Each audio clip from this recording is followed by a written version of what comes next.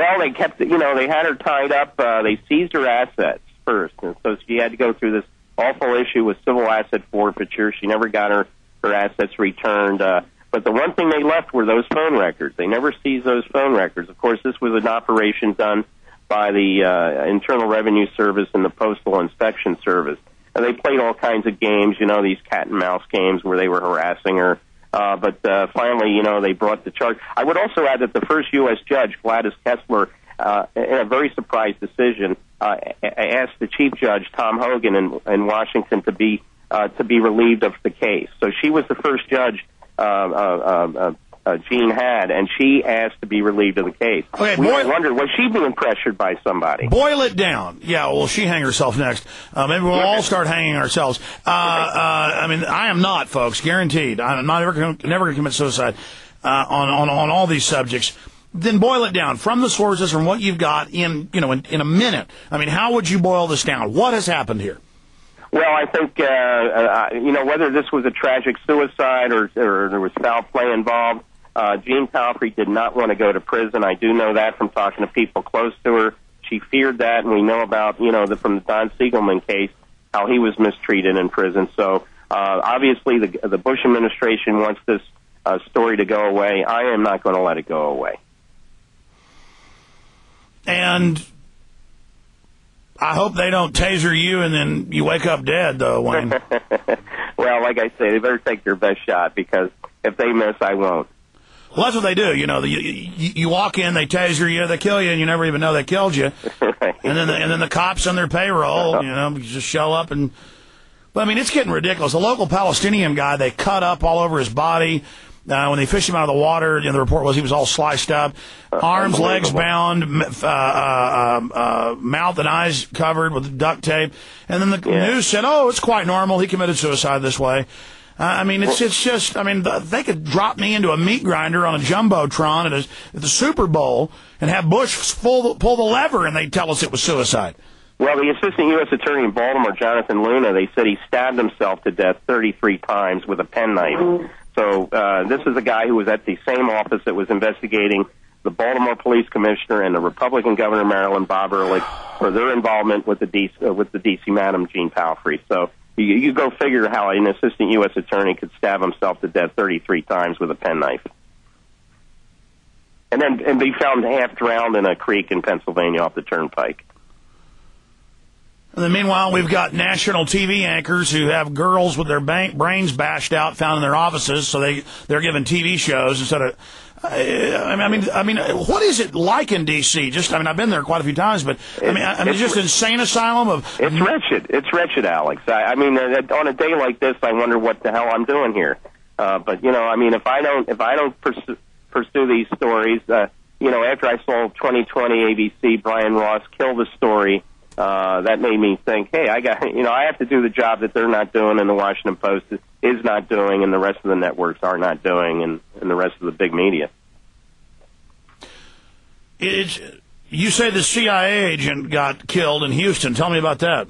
Yeah, Roland Carnaby was a longtime CIA agent.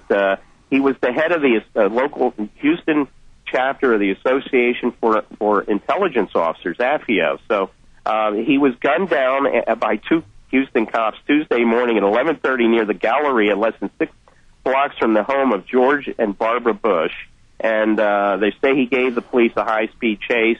They said he was reaching for a weapon. Now we know he was reaching for his cell phone to call the local FBI to vouch for his identity. And we know they've got hitmen on every major department. Right. He has CIA credentials. They went to his home. He had things signed by George Tenet, plaques for his dedication, years of service to the CIA, pictures of him standing at the CIA headquarters in Langley, and now the corporate media is suggesting that maybe he faked all this, that he was not really a CIA agent. They go and interview his ex-wife, who said, well, he told me a lot. It's all tales. Can you imagine? The word I'm getting is that from good sources in Houston that Carnaby may have been hit because it may have been a result of the FBI taking down this old Israeli spy who was tied up with Jonathan Pollard, Ben-Ami Kaddish, just last week, and they're threatening to go after other high-level Israeli moles in the Bush administration. And this may have been a hit on Carnaby. Carnaby, I would add, was a Lebanese American. His father was a very well known Lebanese diplomat. Yeah, they're killing a lot of Lebanese and Palestinians. It seems that way.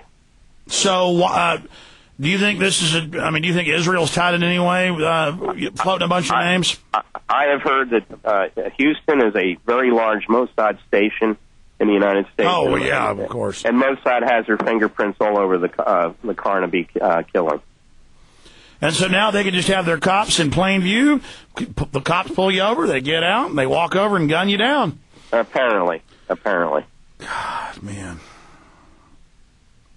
I wonder if it's going to turn out that these cops are Israelis. It'll be case closed if that's it. Well, either they were influenced or paid off by them. We do know that the ADL has a tremendous influence in some of the larger police departments in the United States. Oh, yeah. They've been convicted of having the police keep private dossiers for them. Absolutely. And by the way, everybody of note, not just if you don't like Israel. Right. God help us. This country is so, it's just, what are the main factions from your research running things right now? Well, we still have this Cheney faction, which has its own separate chain of command, even over nuclear weapons. This chain goes from Cheney's office, bypasses Gates, and in one case for the nuclear chain, it goes right into the Air Force Secretary Wynne, Air Force Chief of Staff General Michael Mosley, and that incident with the nukes at Minot and Barksdale last year was run out of Cheney's office. What do you think that really was in Minot? I believe that was tied to what happened with the Syrian facility, which happened a few days later. I think it was a prelude to using those 6 nuclear cruise missiles on some sort of either attack on Iran or some sort of false flag that was going to be blamed on Iran. And you think it leaked because people blew the whistle? At first, I didn't think that was anything, but then all those people that were involved with them died. I checked out some of those deaths, and unfortunately, some were, as we know, the VA has covered up the fact that 30 veterans kill themselves each day, which is an amazing number when you think about it. Some of those deaths were. You know what it is? We've got these weird suicides. We've got these, just like Palfrey. We've got these crazy old men with rotten hearts, both physically and spiritually. They just want war and global government. Cheney, we know, is really a rough character. I think before he dies, he'll just decide to nuke everything or something, probably. I mean, there's no telling. These people are just psychopathic killers and nothing but psycho cops that follow any order they give them, and we're just screwed. Right. I always said George Bush didn't want to be the president of the United States. He wanted to be the last president of the United States. But where do you see this? I mean, they own Hillary. Limbaugh's behind her. Fox is behind her. They've got Obama with the kind of whole Rockefeller arm through Zbigniew Brzezinski. You got McCain, totally psychopathic with cancer, running around. I've seen video of him that you don't see on the news. I mean, he's completely nuts. It's just, I guess this is Rome in decline, or it could be. I mean, the only thing we could possibly see to save us is there's enough time for a third party candidate to emerge. But I'm afraid that person could be basically a power broker, like we know that Ross Perot tossed it to Clinton in '92. And I'd hate to see, a third party candidate. It'd be nice to see a third party candidate win, is what I'm trying to say, rather than be a power broker. Well, this is definitely a reckless group. I think their chutzpah has gotten to them, and it's just wild-eyed craziness now. These guys are bored. I just think they love all the chaos they've created. What do you say to that? Well, I do. I think the neocons, the what do you want to call these people? The Christian Dominionists, the Reconstructionists. They pray for Armageddon. They pray for mega deaths. I mean, these are sick people, and they don't belong in the White House or Congress. They belong in lunatic asylums. Meanwhile, you've got all these nihilistic people pushing the phony environmental movement. WayneMadsenReport.com, and a great source of info. In the few minutes we've got left with you, Wayne, getting more into Deborah Jean Palfrey. I mean, on my show, repeatedly saying she would never commit suicide. We played that earlier. We'll play more of it tomorrow, 11 to 3 Central on the main show. This is Overdrive right now. Wayne, you talked to her. You met with her.